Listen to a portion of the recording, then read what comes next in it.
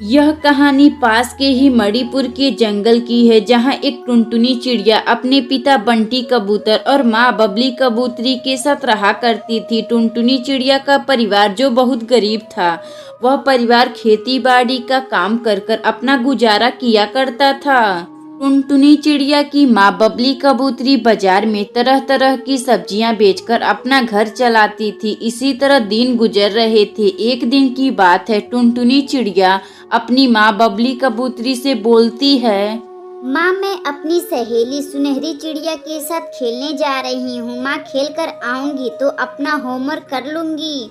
ठीक है सुनहरी, तू जा, लेकिन खेल कर समय से घर आ जाना। अब मैं बाजार में सब्जी बेचने जा रही हूँ। इतना बात कहकर बबली कबूतरी बाजार में सब्जी बेचने चली जाती है। इधर टुनटुनी चिड़िया अपनी सहेली सुनहरी चिड़िया के साथ खेलने जंगल में आ जाती है। तभी सुनहरी चिड़िया अपनी सहेली टुनटुनी चिड़िया से बोलती है। टुनटुनी, तुम्हें पता है मेरी माँ बंगलौर से मेरे लिए गाउन लाई है, जिसे पहनकर मैं परी जैसे लग रही हूँ। सुनहरी, मेरी माँ तो बस पूरे दिन सब्जी बेचती हैं। उन्हें तो अपनी बेटी का ख्याल भी नहीं है। जब कुछ मांगती हूँ तो वह बोलती हैं कि अगले महीने खरीद दूंगी। सुनहरी चिड़िया और टुनटुनी चिड़िया 2 घंटे फुटबॉल खेलती हैं। तभी अचानक सुनहरी चिड़िया की माँ गोरी कवि आती हैं और गुस्से से वह सुनहरी चिड़िया से बोलती हैं।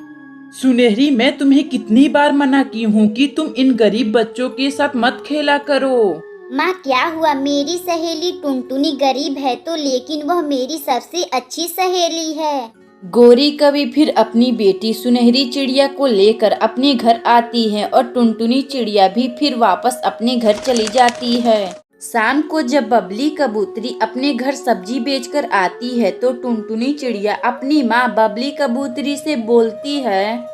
मामा, गोरी आंटी हमें गरीब बोल रही थी और उन्होंने बोला है कि तेरे माँ बाप सब्जी बेचकर गुजारा करते हैं। जाने दो टुनटुनी, वह अमीर लोग हैं, उनसे हमसे क्या लेना। तुम बस अपनी पढ़ाई पर ध्यान दो और आज के बाद सुनहरी के साथ खेलने मत जाना। माँ, आप मुझे एक गाउन ला दीजिए ना, मुझे गाउन पहनने का बड़ा मन कर रहा है। टुनटुनी, मेरे पास तो उतने पैसे भी नहीं हैं कि मैं तेरे लिए एक गाउन खरीद सकूं। गाउन तो बहुत ही महंगे मिलते हैं टुनटुनी। नहीं माँ, मुझे एक गाउन चाहिए। अगर आप मुझे गाउन नहीं दिलवाएंगी तो मैं आपसे बात नहीं करूँगी। टुनटुनी, तू इतना जिद कर रही है तो मैं तेरे लिए अगले महीने एक गाउन खरीद दूंगी। फिर टुनटुनी चिड़िया का परिवार खाना खाकर सो जाता है। अगली सुबह बबली कबूतरी सब्जी बेचने बाजार में चली जाती है। सब्जी ले लो, सब्जी, ताजे ताजे सब्जी ले लो। अरे ओ बबली कबूतरी, जरा मुझे 2 किलो आलू देना। अभी देती हूँ टूनी बहन। इसी तरह 1 महीने गुजर जाते हैं। अगला महीना भी आ गया था, लेकिन बबली कबूतरी के पास उतने पैसे इकट्ठे नहीं हो पाए थे कि वह अपनी बेटी टुनटुनी चिड़िया के लिए एक गाउन खरीद सके। माँ, अगला महीना चल रहा है, आप मेरे लिए गाउन कब लाएंगी?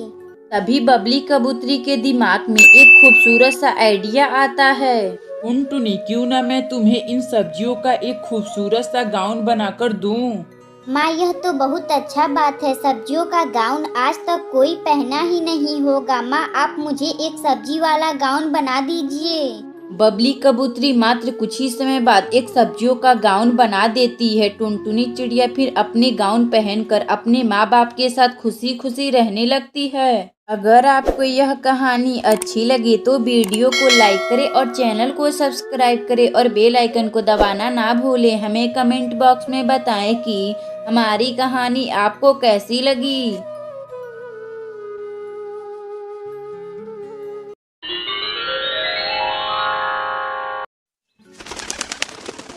सुंदरवन के जंगल में एक टुनटुनी चिड़िया अपनी 2 बेटियों के साथ रहती थी। एक का नाम पिंकी था और दूसरी बेटी का सुनहरी नाम था। टुनटुनी चिड़िया जो अंडों का खेती किया करती थी, खेत के मिले पैसों से अपना घर चलाती थी। इसी तरह दिन गुजर रहे थे। एक दिन की बात है, टुनटुनी चिड़िया अपनी दोनों बेटियों से बोलती है। बेटी पिंकी और सुनहरी, मैं खेत में काम करने जा रही हूँ। तुम लोग अपना ख्याल रखना और कहीं बाहर घूमने मत जाना। ठीक है माँ, मैं सुनहरी का ख्याल रखूंगी। आप खेत में चली जाइए। फिर टुनटुनी चिड़िया अपने खेत में काम करने चली जाती है। पिंकी दीदी, मुझे बहुत जोरों की भूख लगी है। आपके पास कुछ हो तो मुझे खाने के लिए दे दीजिए। सुनहरी, आने दो माँ को, मेरे पास तो कुछ नहीं है खाने के लिए। मैं तुम्हें कहाँ से कुछ खाने के लिए दूँ? टुनटुनी चिड़िया लगातार 5-6 घंटे अपने खेत में काम करती है। शाम को जब टुनटुनी चिड़िया अपने घर आती है तो उसकी बेटी बड़ी पिंकी अपनी माँ से बोलती है।